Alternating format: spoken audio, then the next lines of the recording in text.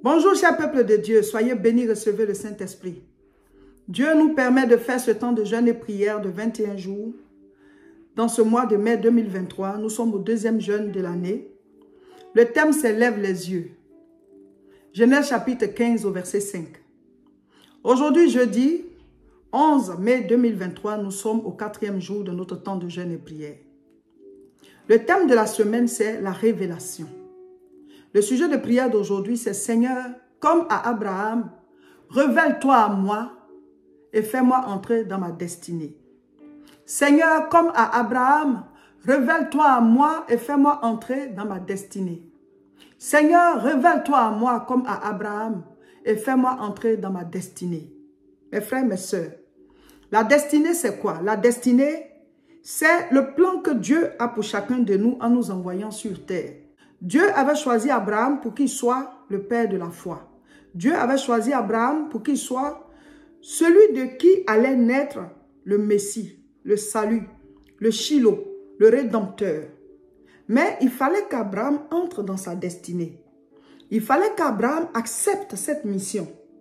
Donc Dieu s'est révélé à lui et Abraham a écouté la voix de Dieu.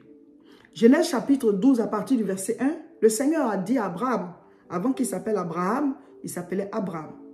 Quitte ta patrie, quitte la maison de ton père, quitte ta nation, pars pour une nation que je te montrerai. Donc Abraham a accepté, Abraham a cru et Abraham a commencé à partir avec Dieu. Il n'a même pas encore montré où il l'envoie, mais il dit pour une terre que je te montrerai, mais déjà il faut quitter. De la même manière, quand chacun de nous accepte Jésus-Christ, la marche avec Dieu commence. Il t'invite à quitter ta nation, à quitter ta patrie, à quitter la maison de ton père. Ça veut dire quoi? Il t'invite à quitter la vie que tu avais avant de venir à lui. Il t'invite à mettre de l'ordre, à devenir une nouvelle personne, à créer un nouveau départ, à abandonner la vie d'avant, les habitudes d'avant et à commencer à le suivre pour qu'il te guide dans ta destinée. La destinée, ce n'est pas forcément une terre quelque part.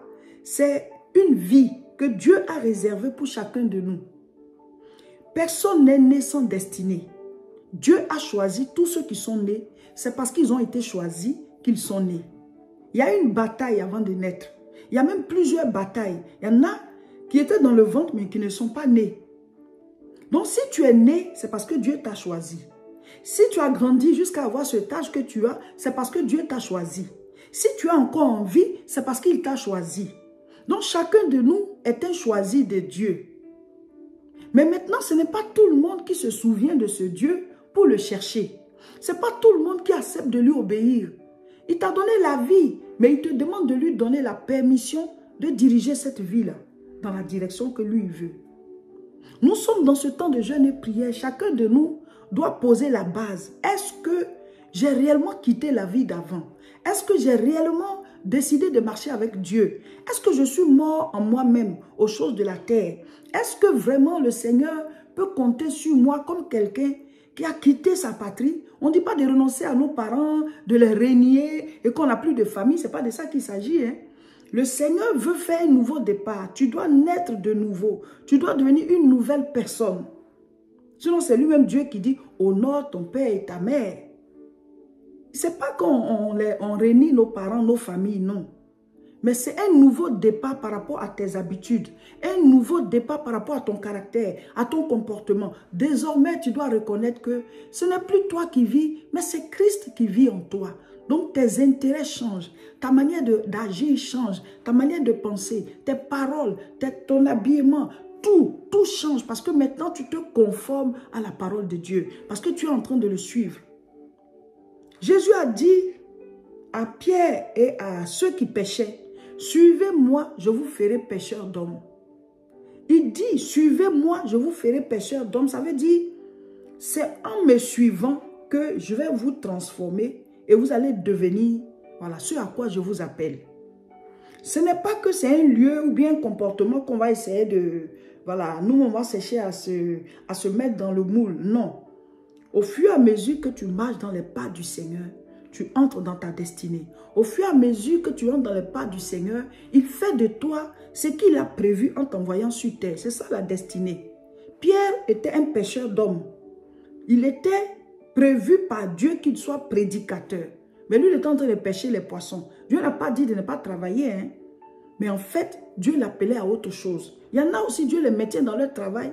Mais en plus de ça, il crée quelque chose d'autre qu'ils doivent faire, mais qui est leur destinée. Ce n'est pas forcément la prédication de la parole de Dieu. Joseph, il était berger, mais sa destinée, c'était qu'il soit administrateur. Joseph était né pour être un gestionnaire. Quelqu'un qui devait administrer des biens de d'autres personnes, pouvoir gérer les biens de d'autres personnes. Joseph avait été oint par Dieu pour ça. La preuve en est que quand il allait habiter chez Potiphar, la maison de Potiphar a commencé à prospérer. Et Potiphar l'a mis à la tête de toutes ses affaires. Il dirigeait tout. C'est comme ça qu'il a commencé aussi à diriger au niveau de l'Égypte, même quand Pharaon l'a établi. Donc l'appel de Joseph, sa destinée, c'était que lui devait faire ça. On n'est pas tous appelés à être pasteur, prédicateur. Mais c'est quand tu es en contact avec Dieu, au fur et à mesure que tu le suis, il te transforme. Et puis tu accomplis ce pourquoi il t'avait envoyé sur terre. Mes frères, mes soeurs, ce jeûne-là, le Seigneur nous a dit qu'il sera hautement spirituel. Ça veut dire que dans ce jeûne, chacun de nous va vraiment approfondir sa relation avec Dieu. Je voudrais te dire, mon frère, ma soeur, le plus important, c'est notre communion avec Dieu. Toute chose va passer, mais Dieu est éternel. Toute chose va passer, mais Dieu est éternel. Sa parole ne prend pas de fin. Il est le commencement lui-même et il est la fin. Et dans sa parole, il y a la vie. Et c'est cette vie-là, on l'appelle la vie éternelle. Dans sa parole, il y a la vie. Pas n'importe quelle vie, mais la vie éternelle. L'alliance que Dieu a tissée avec Abraham n'était pas une alliance dans le temps. C'était une alliance éternelle. Abraham a eu la prospérité sur la terre. Il a vécu avec Dieu. Il a marché dans les voies du Seigneur. Et quand il a quitté la terre, le paradis même porte son nom, le Saint d'Abraham. C'est la même chose que le Seigneur veut accorder à chacun de nous. Avoir une destinée sur la terre et ça va se répertorier jusque dans la vie éternelle. C'est-à-dire là-bas aussi avoir une récompense. David, Dieu a tissé une alliance avec David. Il a dit, il ne manquera pas de la descendance de David sur le trône. Ça veut dire que celui qui va régner au siècle des siècles en tant que roi, il sera de la descendance de David. Mes frères, mes sœurs, je veux vous communiquer la passion de chercher Dieu. Je veux vous communiquer d'avoir de l'amour pour Dieu. Moi-même, je n'en ai même pas encore suffisamment. Je n'en ai même pas encore suffisamment. Que vous deveniez des hommes et des femmes qui cherchent Dieu. Dans notre génération ici. Parce qu'à chaque époque, Dieu cherche des hommes, des femmes qui décident de dire, Seigneur, je marche pour toi. Des gens sur qui il peut compter pour notre temps. Dieu cherche. Dieu veut que tu fasses ta percée avec lui. Et ça se passe comment? C'est que toi, tu décides d'appliquer les lois de Dieu dans ta vie. Que tu décides d'appliquer les lois de Dieu dans ta vie. Parce qu'ils ne sont pas nombreux ceux qui le décident. Beaucoup disent qu'ils sont chrétiens, mais ils ne veulent pas marcher selon les lois de Dieu. Or, le Saint-Esprit ne peut pas être avec toi si tu ne marches pas selon les lois de Dieu. Ou alors, il est là, mais tu l'attristes. Jusqu'à un certain moment, il te quitte. Il est au restreint. Parce que nous, on veut gérer nos vies, on veut faire ce qu'on pense, on veut faire ce qu'on veut. Et souvent, ça ne plaît pas à Dieu. Et il te dit, non, je ne te veux pas comme ça, je te veux comme ceci. Je ne veux pas que tu parles comme ça, je veux que tu parles comme ceci. Je ne veux pas que tu manges comme ça, je veux que tu manges comme ceci. Je ne veux pas que tu ailles à tel endroit, je veux que tu ailles à d'autres endroits. Dieu veut discipliner ta vie, veut la diriger dans son sens à lui. Mais nous luttons avec lui. Donc ça fait qu'on perd le temps et puis on n'accomplit pas même la destinée pour laquelle on est sur terre. Et puis après on part sans avoir vraiment achevé la symphonie, sans avoir vraiment achevé la mélodie. Mes frères, mes soeurs, je vais vous communiquer la passion d'aimer Dieu. Aimer Dieu, c'est garder ses commandements. Aimer Dieu, c'est avoir une relation avec lui par la vie de prière. Aimer Dieu, c'est vivre en fonction de sa parole. Maintenant, quand tu fais tout ça, ta vie n'est plus simplement physique. Hein. Tu as un côté spirituel, mais ce n'est pas toi. En fait, Dieu est avec toi de manière surnaturelle. Donc, ce qui, par exemple, bloque les autres, toi, ce n'est pas que tu fais des efforts. Ça devient un rayonnement qui est sur toi.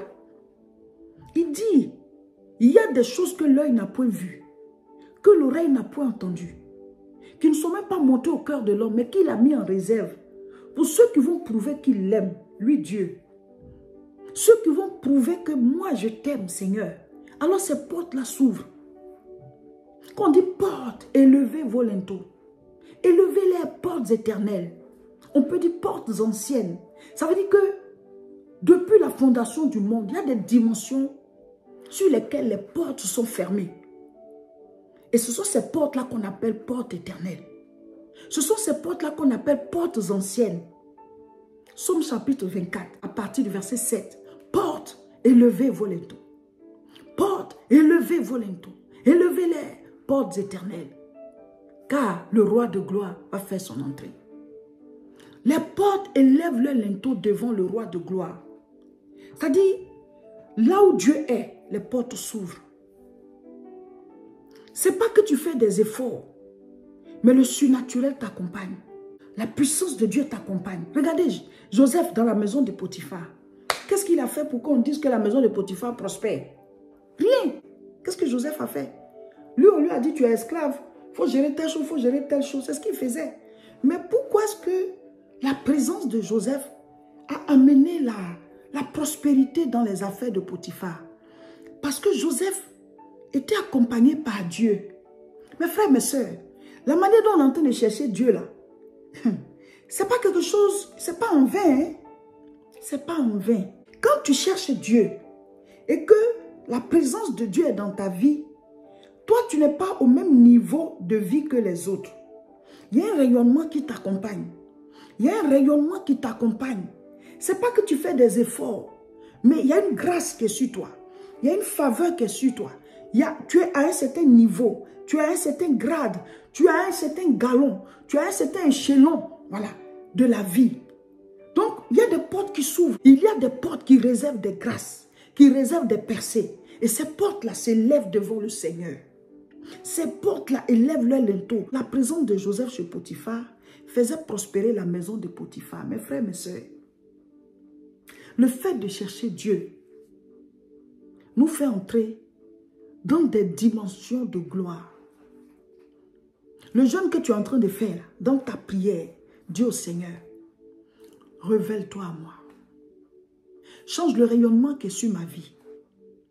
Seigneur, je veux écrire mon histoire avec toi. Seigneur, je veux écrire mon histoire avec toi. Je veux m'engager. Je veux être parmi ceux sur qui tu comptes pour mettre ta parole en pratique. Je veux renoncer à ma vie.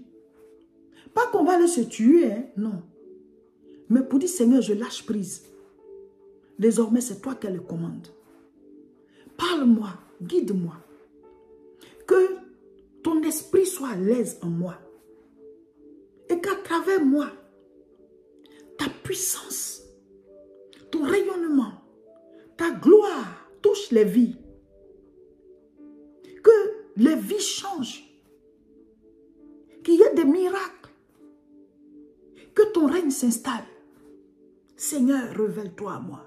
Change le rayonnement de mon visage. Change le rayonnement de ma vie. La révélation que chacun de vous va recevoir.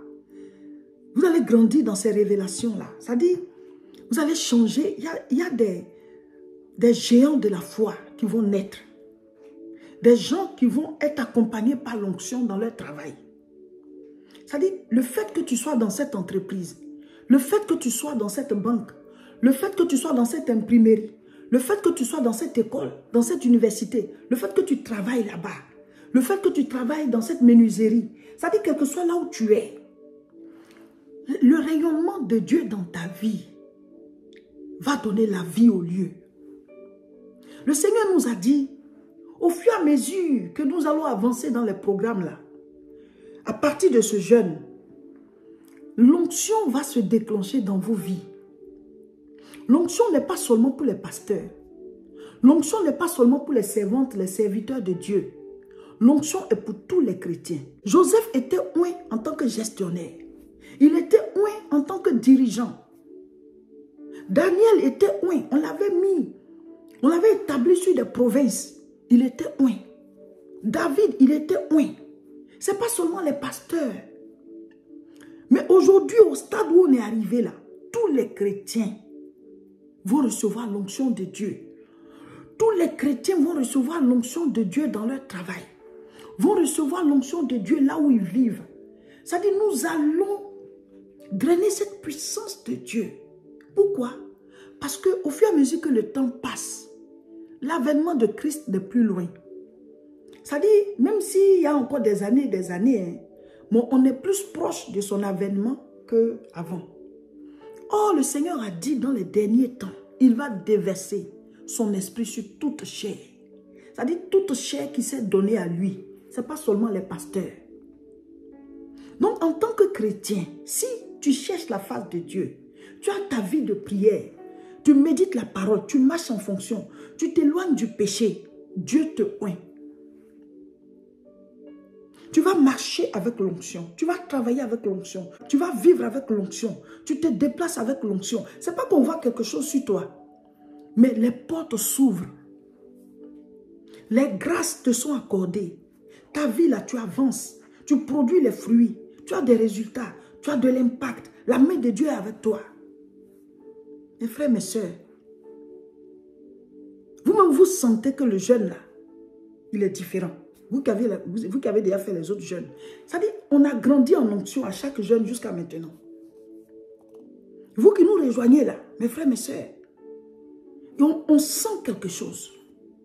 On sent la puissance de Dieu. Quand vous finissez d'écouter l'enseignement là, au moment où vous priez là, mettez, l'enseignement continue pour vous commencer à prier. Vous allez sentir plus de force dans votre prière. Et quand vous êtes en train de prier, au moment où vous remerciez le Seigneur là, ouvrez vos cœurs. Il dit, notre Père qui est aux cieux. Vous devez utiliser ce temps de jeûne et prière comme une saison. Une saison qui vous fait entrer dans vos grâces. Qui vous fait entrer dans votre communion avec le Seigneur. Qui vous fait entrer dans la révélation de Dieu. Qui vous fait entrer dans la révélation profonde de Dieu. Qui vous fait faire des percées. Si Dieu est avec toi, qui sera contre toi? Il y a des choses qu'on ne comprend pas. Et ça nous bloque. Dans cette semaine où on dit révélation, Dieu Seigneur, révèle-moi ce que je ne sais pas. Ce que je devrais savoir et qui me bloque, qui m'empêche d'avancer. Mes frères, Dieu est réel. Dieu Seigneur, augmente ma foi en toi. Comme à Abraham, révèle-toi à moi et fais-moi entrer dans ma destinée. En commençant par faire de moi quelqu'un de spirituel. Quand tu es spirituel, physiquement, tu ne fais pas trop d'efforts. Tes petits efforts, il y a de grands résultats. Il y a de grands résultats. Ce n'est pas que tu ne vas pas travailler, mais tu travailles un peu. Le peu que tu fais là, les résultats. Le petit caillou de David. Regardez, Goliath est terrassé. Pierre a jeté le filet. Des poissons en abondance. Pourquoi? Parce que Dieu est avec toi. Toi, tu fais le naturel, il fait le surnaturel. Toi, tu fais le possible, il fait l'impossible. Toi, tu fais ce qui est normal, lui fait la normale. Dieu est au-dessus des normes. Parce que c'est lui qui a créé les normes. Notre jeune là, c'est fort, hein? Recevez la révélation de Dieu. Cette semaine, on parle de révélation. Que le Seigneur se révèle à vous. Comme il s'est révélé à Abraham. Comme il s'est révélé à chacun de ses serviteurs. Que vous ayez votre révélation personnelle, particulière. Mes frères, mes soeurs, vous devez prier 2 fois par jour. 2 fois en 24 heures. Ne blaguez pas avec. Nous-mêmes qui sommes en train de faire le jeûne avec vous, là, on prie. Hein? Ah, nous aussi, notre destinée, là, on veut accomplir ça. Hein? On veut accomplir. C'est vrai qu'on est déjà dedans. Mais on veut encore accomplir bien. On veut même, moi je veux, mon mari et moi, nous, on veut, vous voyez, façon Abraham, il y a son nom au ciel là. On veut qu'un truc au ciel porte nos noms. Ce n'est pas une petite vision, hein. Parce que Dieu, nous on a appris qu'il il fait pas de favoritisme. Dieu n'est pas injuste. Si les autres l'ont cherché, ils ont eu des grâces éternelles. Si nous aussi on le cherche, on aura des grâces éternelles. Les chrétiens qui, tu t'es donné au Seigneur, tu n'as pas encore fini avec le péché là. Tu ne peux même pas avoir cette vision-là. Tu ne peux même pas avoir cette vision-là. Finissez avec le péché et puis définitivement engagez-vous. Parce qu'il y a des choses à obtenir de maintenant et jusqu'à l'éternité. Il y a des grâces infinies. Il y a des choses. Le Seigneur dit, il tient la clé de David. Le jour où il a lu ça, il dit, David aussi, il a percé son nom là. C'est resté jusqu'on dit, on tient clé de David au ciel là-bas.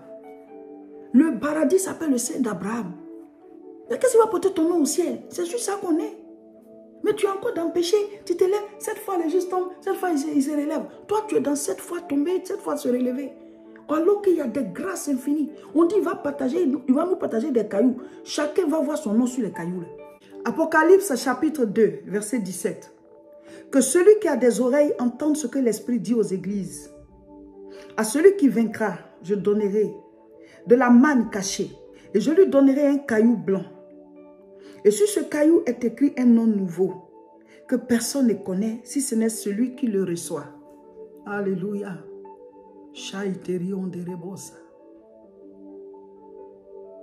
Shikenteri onderibosa tabarabosa. C'est-à-dire quand ça me touche trop, je ne sais pas quelle parole dit au Seigneur, je préfère parler en langue. Tu es quelqu'un qui obéit à Dieu, qui l'écoute, qui lit sa parole, qui marche en fonction. Tu règles ta vie en fonction de ça. Tu es dans la dimension de Dieu, tu es dans ta marche avec lui et alors son rayonnement t'accompagne. C'est simple. Seigneur, révèle-toi à moi comme à Abraham et fais-moi entrer dans ma destinée. Que chacun de vous entre dans sa destinée. Que chacun de vous entre dans sa percée. Que chacun de vous entre dans le plan que Dieu a pour lui. Quand il dit lève les yeux, c'est une parole d'espoir. C'est une parole d'espoir pour dire arrête de baisser la tête. Relève la tête. Lève les yeux. Il te donne une nouvelle vision. Une vision plus grande. Il te donne de l'espérance. Il te dit, il y a de l'espoir. Ce que tu vis, ce n'est pas la fin. Il y a autre chose. Dieu est plus puissant. Il n'y a pas quelque chose que Dieu ne peut pas faire. Soyez bénis, mes frères, mes sœurs. Le jeûne est fort. Il est puissant. Voilà, chers frères et sœurs, vous avez le sujet de prière d'aujourd'hui. Aujourd'hui, on lit Luc chapitre 4. Mettez en commentaire ce que vous avez compris. Il faut faire la lecture biblique. Luc qu'on a choisi, ça n'a rien à voir avec le thème. Ça, c'est la nourriture, voilà, lecture biblique. Parce que vous devez lire la Bible tous les jours. Ça n'a rien à voir avec le thème. Le thème est basé sur Genèse chapitre 15, verset 5. Voilà. Et donc, chaque jour, on traite les enseignements qui vont dans le sens du thème. Mais la lecture biblique, ce n'est pas collé au thème. Tu peux trouver des choses dedans qui ressemblent. Mais c'est pour que tu puisses lire la Bible tous les jours. Donc, mettez en commentaire ce que vous avez compris, bien ce qui vous a marqué. Amen. Et n'oubliez pas, chacun de vous doit prier. Un jeûne où on ne prie pas, c'est une grève de la faim. Chacun de vous doit prier. 2 séances de prière en 24 heures. Et on vous a montré comment il faut prier. La vidéo est en ligne. La formule 3R CSP. Tu appliques ça, tu as fini ta prière. Tu sais comment tu commences, tu sais comment tu termines. Pour vous tous qui êtes ici en Europe, ce samedi 13 mai à 14h30, on sera à Aubervilliers. Croisade spéciale baptême du Saint-Esprit. Tu es chrétien, tu n'es pas encore baptisé du Saint-Esprit. Viens prendre ton baptême dans le Saint-Esprit. Le Seigneur a dit de demander. Demandez, vous recevrez. Et vous savez quoi? Nous allons faire 2 croisades.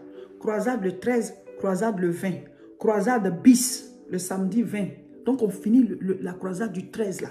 Et puis le 20 encore, on se retrouve dans la même salle. Chers frères et sœurs, je vous invite à recommander nos chaînes. Recommandez les chaînes qui vous nourrissent spirituellement. Invitez vos amis. Parlez-en à vos frères, vos sœurs. Partagez les vidéos. Mais il faut que les gens s'abonnent pour pouvoir suivre les enseignements. Des choses qui sont bien, qui peuvent transformer leur vie, qui peuvent les délivrer, qui peuvent faire tomber les jougs, qui peuvent les amener à connaître Dieu, à recevoir le salut. Invitez-les à s'abonner, invitez-les à venir suivre les enseignements. Mes frères, mes soeurs, sauvons des vies. Il faut recommander nos différentes chaînes. YouTube, c'est la Moisson TV. Facebook, c'est Réseau International Richesse. Et c'est la page de mon époux, Révérend Roger Seka. Il faut parler de ça autour de vous. Il faut recommander. Il faut amener les gens à s'abonner pour suivre, pour pouvoir recevoir leur délivrance, leur guérison et surtout le salut. Recevez la vie de Dieu. Abonnez-vous et partagez la vidéo.